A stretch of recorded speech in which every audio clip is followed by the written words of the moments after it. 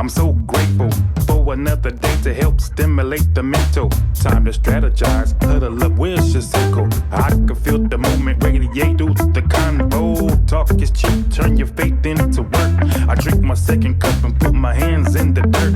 2 cups, drinking straight drip from the earth. Caffeinated conversations, you heard them here first.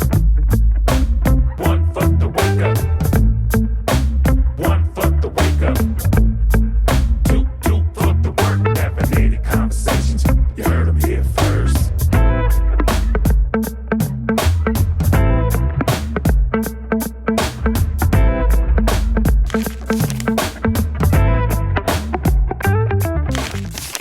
And we back, two cups, man. My man Shawn Mahone, how you doing? Good. Man, I'm glad you joined me today. I'm trying to do something different here in 2 Cups, man. I got a little gift for you, straight out the back.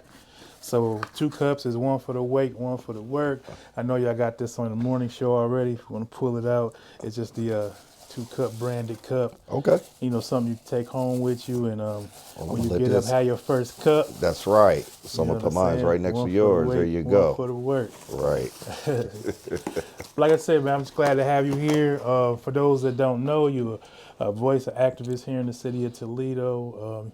A lot of people might see you, but they might not know how you got your origin, you know, your beginning. So let's just talk about young Shawn growing up.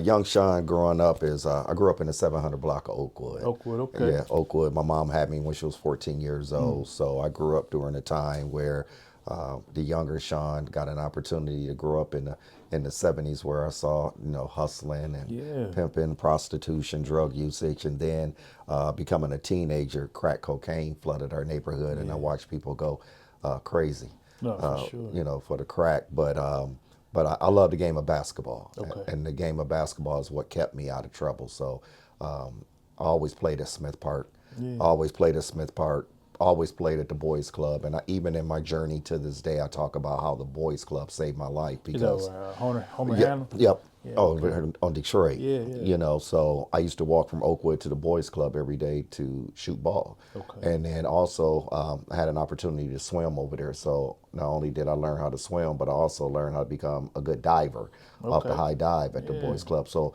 the Boys Club opened me up to a lot of different things in regards to growing up with others from different neighborhoods, No, for sure. and then being able to build those bonds with those individuals, but also giving me a safe place to go as well. So went to Martin Luther King, went to Robertson Junior High, and then still living in the inner city, I went out to Rogers High School. Went out to Rogers. Okay. So still living in the inner city. When I graduated Rogers High School, I was senior class president. Yeah, because back then Rogers was considered way out. Yeah, it was way out. yeah, that was way out. So it was interesting because I come from inner city schools. So to go to a school where it was a mix of ethnicities, it allowed me to really, you know, grow and to be around some amazing people at that time as well. No, that's awesome. That's awesome. So I know you say you grew up in the hustling era, got a chance to see, you know, crack cocaine coming to the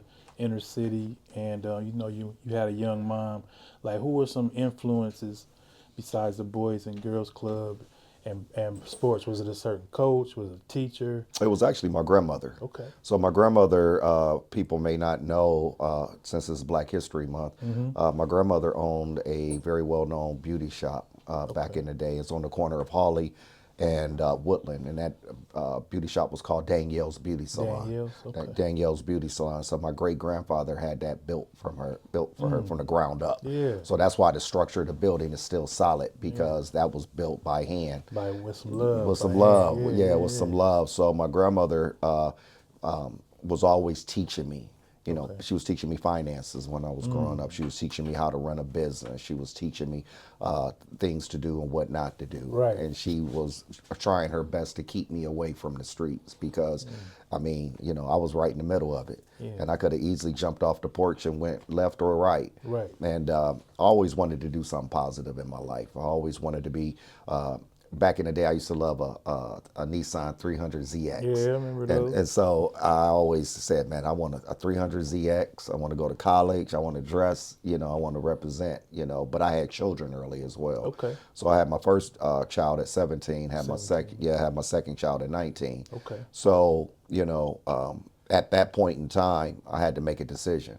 And that decision was having the opportunity to go to a JUCO and play basketball. Okay, where you wind up going? At Owens. You went to Owens? Yep, I went to Owens. Yeah, Owens known for, so Yeah. a lot of people don't know, but Owens known for balling. Yeah. I played with some amazing guys. Chip Smith, the Toledo Macumber. Okay. He played for Owens and ended up going to Findlay.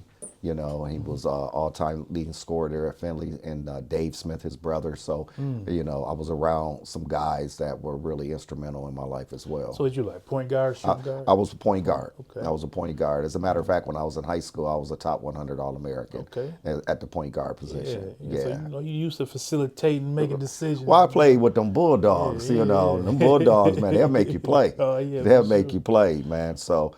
Had an opportunity to play with rest in peace Chris Polinis, Melvin Newburn, so I played with those guys. Toledo legends. Yeah, right Toledo there. legends. Sure. So, you had no choice but to bring your A game playing with the talent that was out back then. 100%. Yeah. So after you left Owens, did you stay in the city? Or? I did. I ended up becoming a police officer when it was Mercy Hospital years ago. So I was a police officer over there. And then I had an opportunity to go to the Dallas Police Department, and I had an opportunity to go to the Atlanta Police Department. But I ended up meeting a guy who was a security guru for a company out of Houston, Texas called Cooper Industries. Yeah. And he was the ex-FBI director of their training academy. He offered me a position to travel around the country and do some investigative work. And I did that. So I lived in St. Louis. I lived in New York, I lived in New Jersey, I lived in Dallas, I lived in Dayton, Ohio, and then I was in Louisville, Kentucky. So traveling around like that, was it pretty much what they say, people the same wherever you go, or do they have different nuances? It's different, and the reason why I say that is because back then I experienced a lot of racial profiling. Okay. Driving while black. So what I'm not trying to get away too much, but what decade was this? This was the early 90s. Early 90s. So when you drove through like Ottawa Hills, Perrysburg, Sylvania, automatically being pulled over. Right. So just experience some of the racialness that was going on at that time. My mindset was this was everywhere. Right. This was everywhere until I actually went to like St. Louis and realized that, people didn't really care what color you were. As long as you was doing the right thing, that's all they cared about. Yeah, I can admit, like growing up as a teenager in the early 90s, we kind of avoided going all the way through Bancroft, to turn that right on the Talmadge to go to the mall. We just kind of go the long way, but to be honest, we had kind of the mind frame, though, of we were being profiled, but at the same time, our dealings weren't always on the up and up, but we didn't understand that just because, you didn't have a certain model car, or just because you didn't have a certain style of clothing, that it still didn't automatically make you wrong. Right. You know what I mean? Right, So, absolutely. So that took a while for me as an adult to kind of like get out of that. Always checking my mirrors, always, It took a while. Like now I could just, I do 80, 90 up, 75 north, and it's like, I get pulled over, I just pay the ticket. But it's just this different comfortability as being a 50-year-old. But I know certain areas of places, they still, don't matter how old you are, you get pulled over, you get pulled over. But, so yeah, take me through that. So when you got a chance to see like the way different cities operated, like what did that do to you, mentally, as far as thinking about where you came from?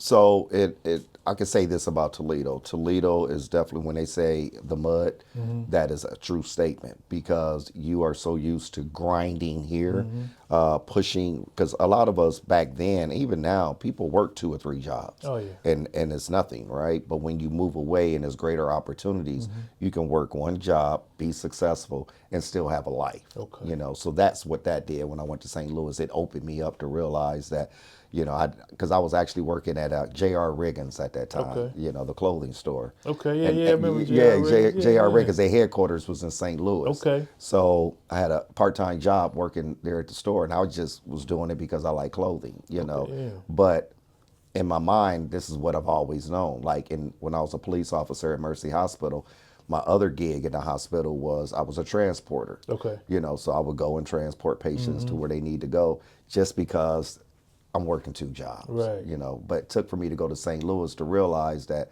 you know, I really don't have to work two jobs. I can just work this one job and be successful and be productive at what I do and have a life, right? And it worked out. So what made you come back and decide to stay home?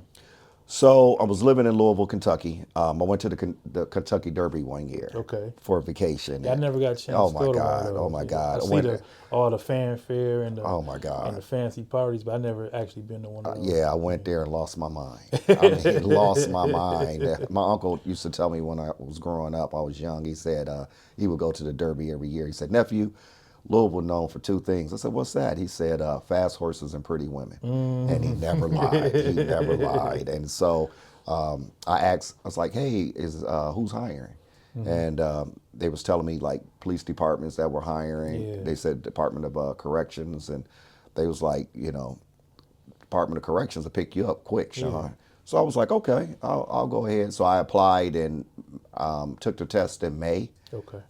They called and interviewed me in July, and I started the academy in September. That's how quick it went. So I was a correctional officer for 6 months, but I was a captain that saw something in me.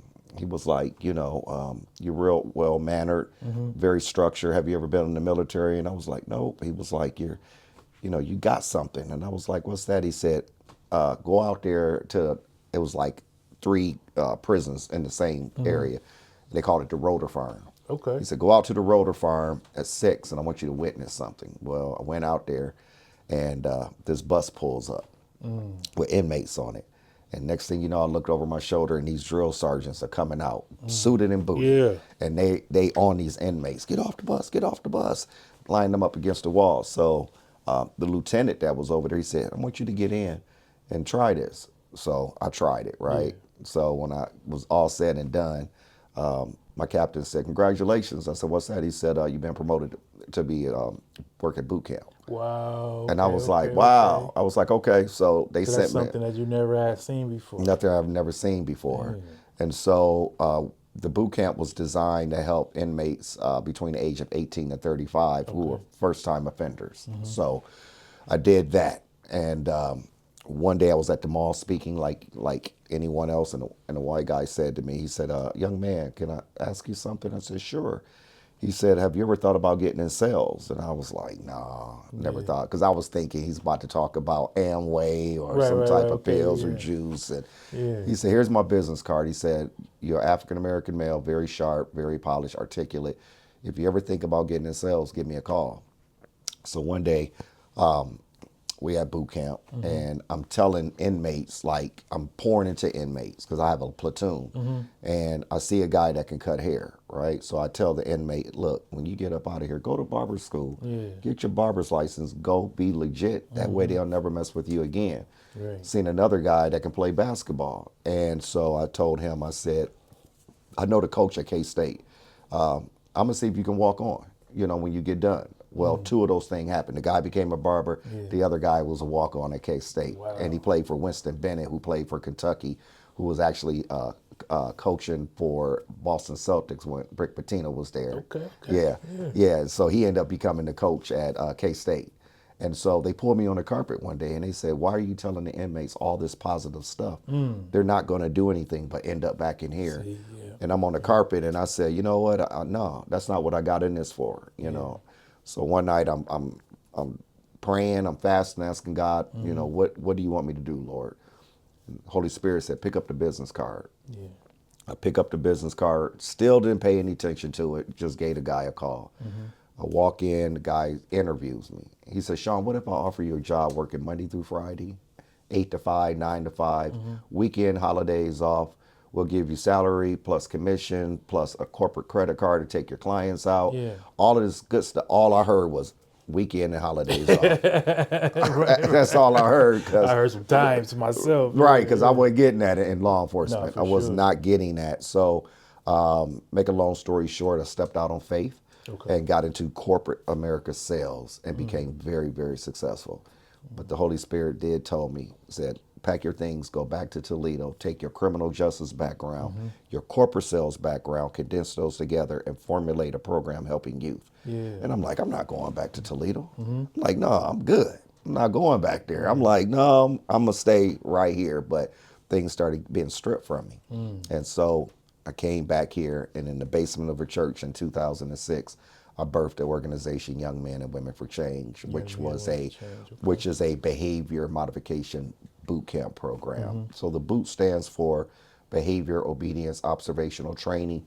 The camp stands for community adolescent modification program. So I have this program that nobody at the time understands. No one gets that this is a need, the model, like this is needed. You know, they were looking at it as a negative. You know, I'm the first Black History Month. I'm actually the first African American male to ever have this type of program in the city of Toledo, where clients literally come from all across the country to Toledo to get the help they need. So I started this program, a lot of doors shut, you know, a lot, been through a lot for 20 years, been through a lot, but I know this is what God called me to do, because my phone rings too much for it not to be a God thing. No, for sure. You know, I always say to people, you know, to whom is given, much is required. So I'm always seeking God and going in the direction He wants me to go. And our organization have saved a lot of lives. And I get that people don't understand the concept, but they have to understand that what we do, it works. Right. Because we're in a time now where our youth don't understand accountability. They don't understand that the choices they're making is going to lead them to a place that they're not prepared for. You know, and it's sad because they want hugs for thugs. They want the soft approach. So, you know, am I radical in what I do? Absolutely. Do I turn up? Absolutely. But I turn up because I would rather scream and yell to wake a child up, so a parent don't have to scream and yell because they have to identify their child's body. You know, so that's why that's why I go hard in the paint. You know, and so again, it's been a journey, but I go back to when I grew up on Oakwood, right? And I remember one of the dope boys back in the day told me, like, Shawn, don't even try to get out here on the block, man. Keep playing that game of basketball. But when you make it out the hood, do us one favor. I said, what's that? They said, make sure you come back. When you come back, make sure you look out for the hood. No, for So sure. that always stuck in my head, right? So when I came back, that's what I wanted to do. I wanted to look out for my city. I wanted to put everybody on, like, man, we're going to do this program. We can do behavior modification. We can do behavior health. We can do education. We can do a array of wraparound services. But nobody was hearing that. So walk me through, like, so I know, like, so your organization was birthed in 06, and I know you were working in the corrections.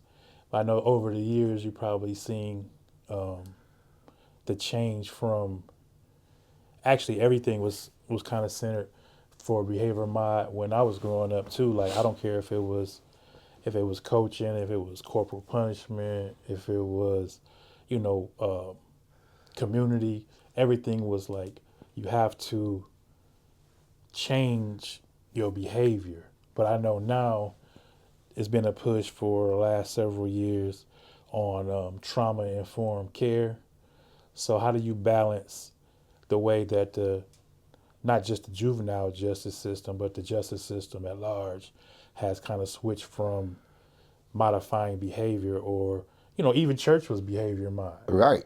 You know, you kind of, you know, you get saved, you come in, you know, I looked at my hands was looking new, I looked at my feet do too. It was like, I have to conform to a certain extent until that behavior change, until that inward change reflected outwardly. So how do you, because everything is different, like from where the resources are coming from or from what people are getting behind, you know, so how do you kind of balance and move through these areas? Because I know everybody don't know your heart, don't know your story. They might just see you, you know, telling somebody, you know, come on, no, give me 20 more. You know what I'm saying? So how do you navigate that?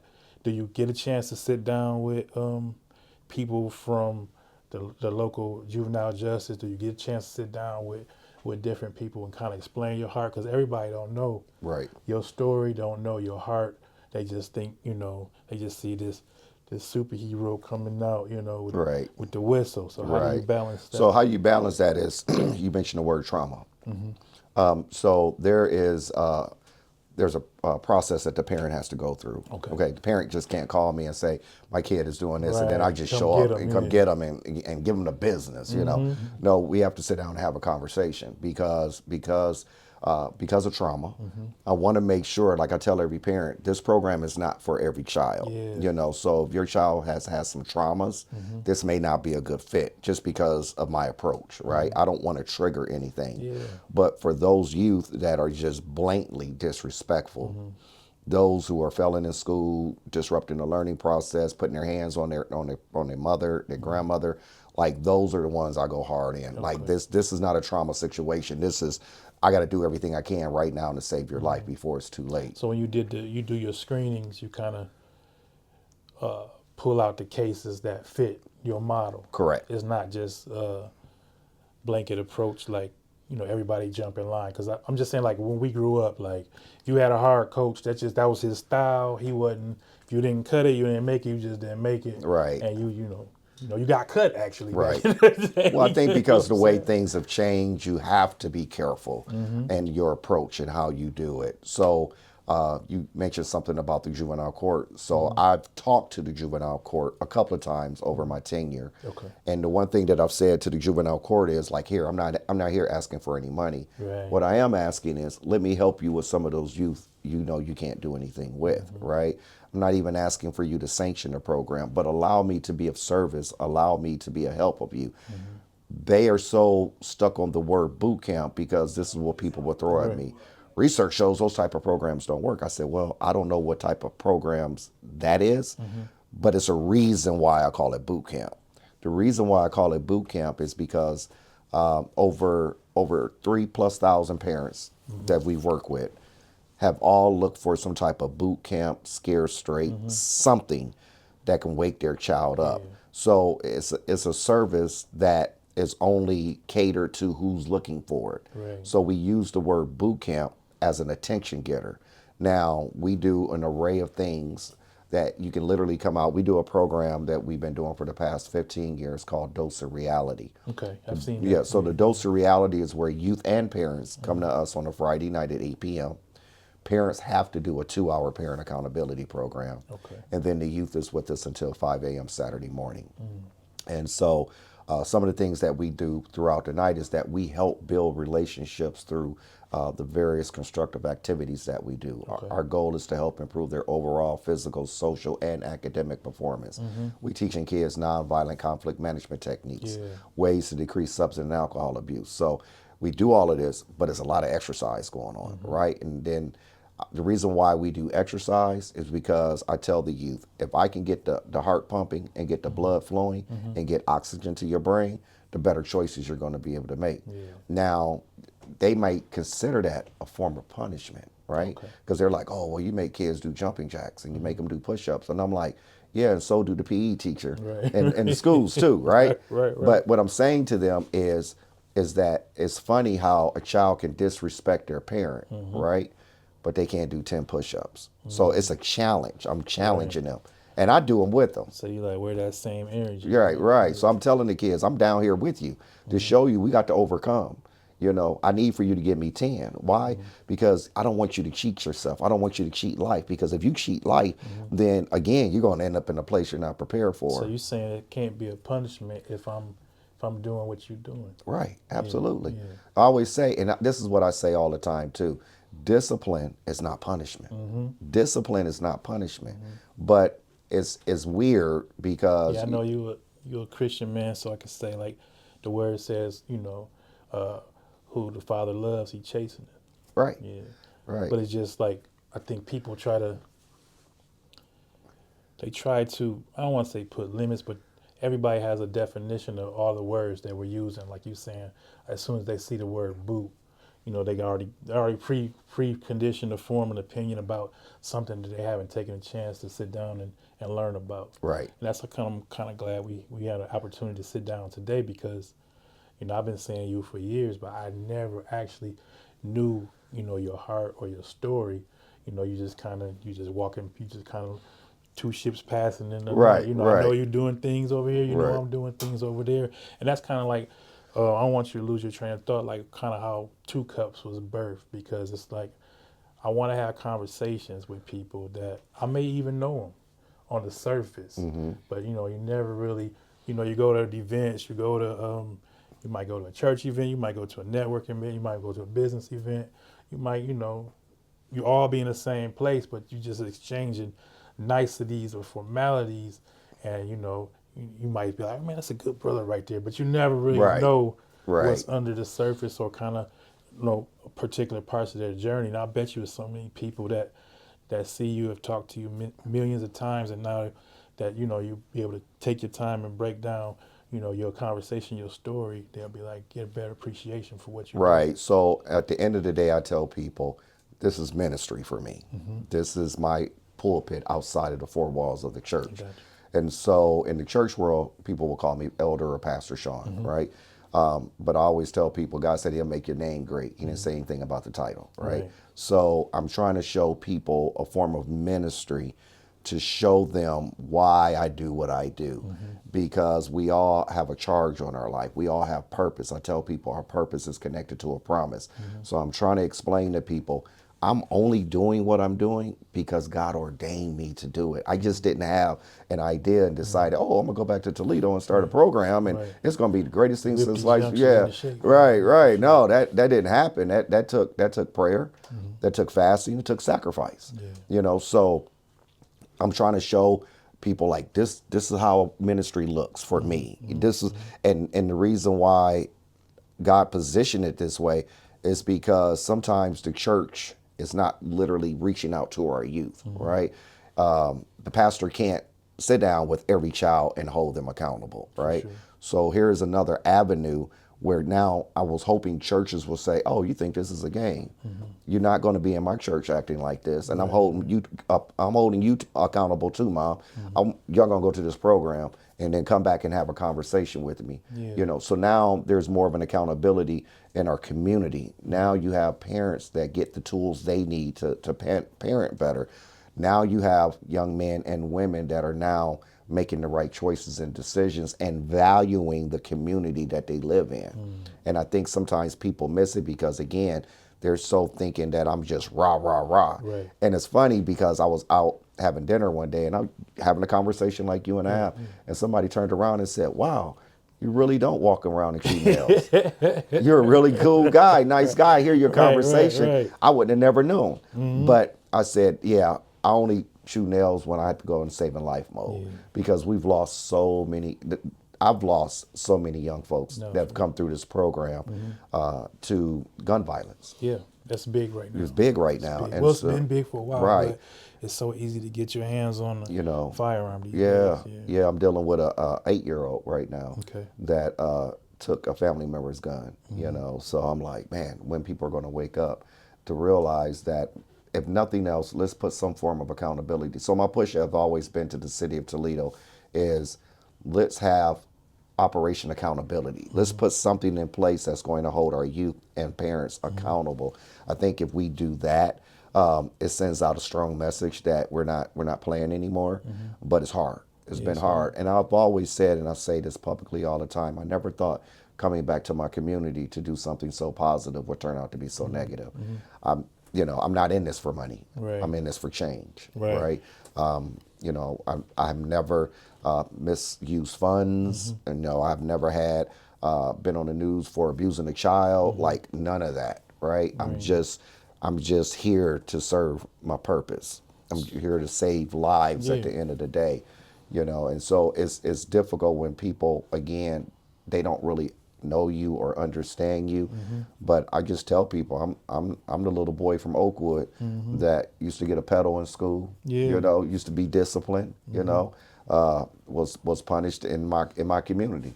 I get from Beco's on down, if I did something wrong, the whole neighborhood was getting on me. Beco's, You know, yeah. so I'm only giving back what was given to me.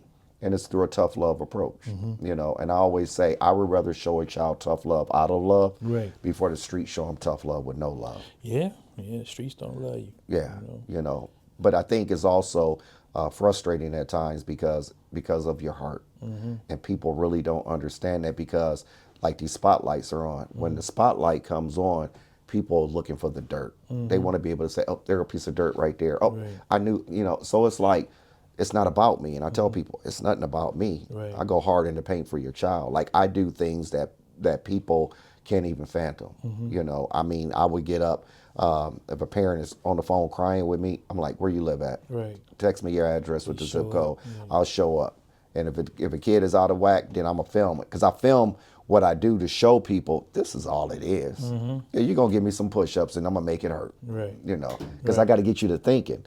Do you want to keep disrespecting your mom or do you want to keep doing these push-ups? Right. I don't want to do these push-ups no more. Then what do you think you need to do to love and care for your mom? You know, so that's what that is all about. Yeah, because interventions, no, if you watch most interventions, they're not pretty. Right, they're not. But I think the follow up, I think is you get an opportunity when you start. I think some of those stories that you start highlighting too, Right. because I think, like you said, there's a disconnect from the vocabulary that's used. Because I know just give you an example. I was downtown Toledo. I mean, I'm not even no slight on Toledo. I had to talk to permits about one thing and zoning about another. But we was using the same words on one side of the hallway that meant something else on the other side of the hallway. So I was frustrated. It was like a big frustration for me. My daughter, she younger, so she was able to kind of like slow everything down. Like, nah, Dad, like y'all not saying the same thing. And then even the people that work there, like, oh, wait, no, over there, like they deal with this and that over here. And they begin to, everybody kind of calmed down and they was able to break out they still got the big books down there. Break out the big zoning books. And we started going through it. So then it came to a point of, well, what do you need from me? And then it came to a point with them, like, what can we help you with? And then we was able to come to an understanding. And I think there's barriers in communication just because the terms aren't defined. And even like I know you probably don't did this 100 times, explained what your term means, but they still like, nah, because you know, I don't want to say gatekeepers, but everybody got accountable to something. Right. They're like, man, if I bring this to them, they gonna look at me like, why would you bring me? But no, you don't know. Let me tell you what the boot means. Let me tell you what they like, so Right. I'm just thinking like, if you begin to, because you got great presence, like you said, articulate, great voice, begin to start breaking down like what your program means. I know it might feel redundant to you, but I think there's a whole population of people that have no idea what you're doing and why you do it. Right. And all they see is like, they pick up way further down in your story and it's like, what now? Like, I don't know about that, so I think if they get a chance to meet you and meet your program, I think things might change and other people come along and Absolutely. push you forward. So it's not even about boot camp anymore, right? Because the platform has been built on that, right? So what it boils down to is just now behavior modification. Okay. Just, behavior mod. That's at the end of the day, that's what it is. But can I honestly say I had to spruce it a little bit to help? Because if you say behavior mod to a parent, they might be like, what is that, right? But if you say behavior mod boot camp, oh, that's what I'm looking for, right? Okay. So, my phone rings enough now where I don't even have to talk boot camp talk. I can just talk about, what's going on with the child. Yeah. I'm able to do a better assessment Okay. on the child. Now, I tell the children I work with, you can make this easy, you can make this hard. I can turn up or I can turn down. But this is not what this is about. Right. I've gotten older and wiser now where when I was first started, I was on fire, right? Oh yeah, I don't know Yeah, about that. Yeah, for sure. but now, Same way. but now, but now I've toned all the way down where now, what can I do to help bridge the gap of brokenness in homes. Yeah, That's like what that. it boils down to. Like now now I can sit down in a home and really begin to minister, Right. to really, talk about some things, Yeah. allowing the child to speak to the parent, letting the parent talk to the child. Okay, this is how the child feels, that's how you feel. So what can we do to make that better? Right. But still holding the kid accountable, but doing it through an approach now where it's all about spending time with these youth. That's all they want. They just want somebody that's going to love them Yeah. and spend time with them. So because I have so many kids, now I want to share the love with everybody else. I'm like, man, I got more kids than I could deal with. Now I want to be able to link with other organizations Right. where I'm like, man, can you help me out? Because I got a lot right here, Right, right. got a lot. But then also, again, being able to show what ministry looks like. The last message I preached was a couple of years ago, and that's what the title was. What does ministry look like? So I'm actually just showing people now that what it was is not what it is. Okay. And so it's more of a softer approach now. I know people are like, oh, I can't believe you're softening up. Well, it comes, like you said, things change. Yeah. So with things change, it's got to be a softer approach because a lot of our children and a lot of families are hurting. Yeah. Like there's a lot of traumas, a lot of angry young men. right. And I can relate to a lot of the young men. They're mad because their dad is not in their life. I was that kid. I was that kid where I was disrespecting my mom. Yeah. I was starting to wild out in the streets. I almost went selling dope, because I wanted a relationship with my father, but I never had it. Right. So I was angry. And I was even disrespecting the man that been in my life since I was 4, which is my dad, Yeah, yeah, I feel you. And so I was like just angry until one day my mom put me in the car and she was like, you know what, I can't do this no more. I can't do this no more. I don't know what else to do. And she dropped me off at my uncle, Ernie Jones, who was the art teacher over at Scott. Had Mr. Jones. Yeah. That was my uncle, and he gave me the business. Okay. And that was my sophomore year in high school. And I graduated Rogers High School senior class president. So that tell you, I turned it around. Oh, he turned it way way around. around. Sure. So yeah, so that's what it is. I've gotten softer because I want to listen and hear the heart of our babies. And yeah, I'm gonna hold you accountable, but I can hold you accountable by showing you some love and spending quality time with you in the same process. So what are you finding more difficult working with, the youth or the parent? The community. Okay. It's difficult to work with the community, and I'll tell you why. The juvenile court said to me, I said to them, I said, I tell you what, if nothing else, here's some brochures, right? If someone's calling, they're crying out for help, use us as a resource. Right. It's okay if you guys want, just say we don't have anything to do with the program, but here's a program that might can help you. When they told me no, I knew that I was in the valley for real. I talked to Chief Crawl, told Chief Crawl about the program, just wanted to get some literature in his officers' hands because I know they go out on these calls. They're frustrated because they take a child downtown. Right. 15 minutes to an hour later, parent have to come pick them up. Chief Crawl tells me, well, the reason why I didn't get back with you, Shawn, is because I went and asked some black parents would they send their kid to a program like this, and they told me no because they're disciplining their own child. Okay. And I said, really? He said, yeah. I said, well, Chief, we got a couple of problems. He said, what's that? I said, first of all, you racially profile me because you thinking because I'm black, you think I'm helping black kids. 98% of my clientele is white. Okay. He goes, really? I go, yeah. So he tells me, well, I'm going to come out and see your program because officers been telling me about the program. Right. If you can sell me on your program, then there's something I could do, right? That never happened. Okay. So now it becomes bigger because now I can honestly say, if someone is extending the olive branch to you to help and you refuse to help, now I can honestly say to parents, your child is worth more to the system than they are in your home. So now you have these children that's coming through the juvenile justice center. There's no accountability, right? Now we're losing them to the streets. We're losing them to incarceration. We're losing them to education. We're losing them to termination, sometimes medication. So it's like, because we're not focused on what we should be doing, because you may have ill will towards Mr. Shawn, but not understanding like Mr. Shawn is really here to help us. Right. And we really need this help. And I think people need to wake up from that, because what's going on with Toledo Public Schools right now is serious. Like they no longer have in-school suspension program. Yes. And so You know, I have a couple of schools that I'm in that they're begging me, like, is there any way you can stay around and help us? And I told them, I said, yeah, because I trust and believe in God that when he gives you vision, he's going to provide provision. Right. So I continue to keep doing the work for a greater cause to help at the end of the day. It's Yeah. not about me and what goes in my pockets. I'm just blessed and thankful and grateful that God's grace and mercy is protecting me. Yeah. You know, but to keep pushing and moving in the direction that I'm moving, I'm grateful and thankful. So how do you like not get jaded as far as with the community? Because I know juvenile justice system, they have their challenges as far as their constraints and how they operate. I know schools, they have certain challenges they do. So I know sometimes,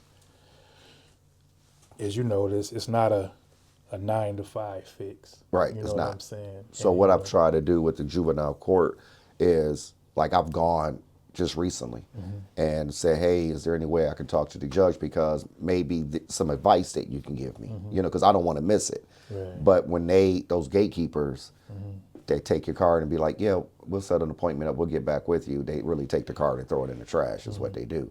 But I'm just basically asking, like, hey, can you help me out? Like, Right. this is how I've been doing it. How can you see it could be a benefit where we can all make it work for everyone? Right. You know, so, but it's been tough. It's been tough, but you got to keep fighting the fight. For sure. You know, For sure. yeah. For sure. So, like I said, this is 2 cups, one for the wake, one for the work. And as an analogy I live by for life, really, it's like that first cup when I wake up in the morning, I'm thinking about what I'm thinking about, what I'm grateful for. You know, that's my time of reflection and just, giving thanks to the Father, just thinking about, a family, what I had to do. And then by the time I get to that second cup, it's time for the work. So are there like some things that, what's waking you up in the morning? Like, what are you looking forward to? Like, what's your blue sky vision just for life, or just short term? Anything you want to share on that? Yeah, I basically, for me, is leaving legacy behind. Okay. Making sure that my children, making sure my grandchildren, if nothing else, that their dad and their pawpaw paved the way for something Yeah. that can benefit a lot of generations to come. Yeah, for sure. Yeah. For sure. And I already know you working. I know you working. So you be getting to work every day. I see you on the 419 morning show. I see you in the community. So it's not like you just saying stuff and not doing. You got your own podcast too. Yeah, right? check in, yeah. And what's that? Is that revolve around? So check in is basically a platform where is to help elevate people, Okay. to help them understand their purpose, but getting good information out there, being able to help those who need a boost or a push by allowing their voice to be heard as well. Yeah. So, and we're now doing check-in out of Project 360. So, Okay. yeah. So we excited about that. Yeah, for sure. Yeah. So, but yeah, we love Jesse. No doubt. We love Jesse, man. Jesse is doing an amazing job with everything that he's doing. So, even on the 419 Rise and Grind Morning Show, it's about helping people at the end of the day. Like, we're literally like throwing things out there to help people become better. And it's like, people are afraid. I'm like, stop being afraid. They jump off the porch. Yeah, I know. Like, I was saying this do a recap podcast with my pastor, and was talking. I said nowadays people, they really don't want to kind of be in nobody else's bubble. They don't want to, like, everybody want to mind their own business. But it's coming to a time now where mind your own business. If you stay quiet, you're gonna turn around. Everybody you love or care about is gonna be gone. Right. So I just think that in the day of the internet troll or so many shock things that people post negatively, we have to balance that with positive push and supporting each other. And Absolutely. just people knowing that, I say people all the time, like people like, I like your podcast. And, I say all the time, like the YouTube analytics don't really say that. But at the same time, they see a thumbnail, Right. they see a reel, they see a Right. picture, and whatever that means to them, like, oh man, I'm glad to see that brother. Like I said, I see you. I'm glad to see people just keep pushing forward and keep working, even if,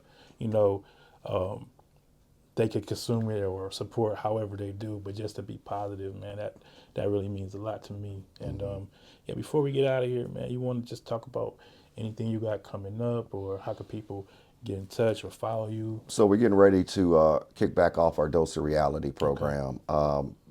Had it planned for the 27th of this month, but I think I'm gonna push it out to March.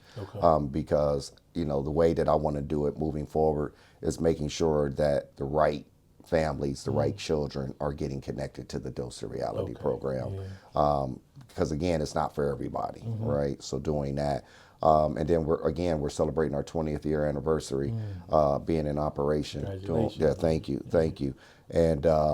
And we're getting ready to kick off our own out of school suspension program. So we're getting ready to do that to keep these kids off the street. Make sure we give them a hot meal. And people don't even understand a lot of this I've been funding out of my own pocket for 20 years. So I always tell people, like, I don't get the opportunities that others get. But again, God is good, and I appreciate everything that He's blessed me with, and I want to be able to continue to be on platforms to show just how good God is. And that if I went through it, you can get to it. And then if God brought you to it, He'll get you through it. So I'm 100% glad, we had opportunity to sit absolutely. down. Like I said, honestly, like, I've seen Dose of Reality, I've seen your podcast, I've seen you on the morning show, but we never had a chance to sit down and just talk about, like, your upbringing, where you came from, where your heart was as far as your ministry, your plans for the future, how you get connected with families, how you screen them. Like, man, nobody, like, to be honest, man, people don't read the brochures like they used to. I wish they would. So we got to put this in a form they can consume it. You know what I'm saying? So you had somebody something to read, like, oh, man, read this, man. But I'll run into the same thing, man. I'm guilty of it myself. Like, somebody hands you something, you're like, okay. But getting a chance to sit down with you, talk to you, that's the biggest thing. But like you said, I know you've been through those places before, and the doors keep closing. But there's a big, I don't want to say changing of the guard, but all the systems of education and juvenile justice and child welfare, all people are retiring, people are moving on, people are, different methods and different education is going on. So, I mean, you just keep fighting the good fight, man. I believe that, what God has for you is for you. Absolutely. And just keep that, that smile, that positivity. Because I know, man, sometimes, to my kids, I sound like a grumpy old man. So I had to keep myself like, am I tripping? So my bad, I have to, I tell my, I work with juvenile youth. Sometimes if I'm having bad days, like, me, I just got to give me a minute. Because I'm having a day. But you have a good support system? I do. Okay, that's a blessing too. Because, that iron got to keep that iron sharp. Absolutely. For sure. Absolutely. For sure. And I know this is 2 cups, but, one of these days we'll sit down and, just have some coffee and talk off camera and just kind of chop it up. Continue to chop it up. Yeah, break bread. That's what it's all about. That's what it's all about. For sure. Appreciate you, man. Thank you. No doubt, man. This has been 2 Cups, man. This is Alan C. Jackson, Shawn Mahone. Hopefully I can put it in a little description how to get in touch with him, how to follow, like, subscribe, share. And until next time, 2 Cups.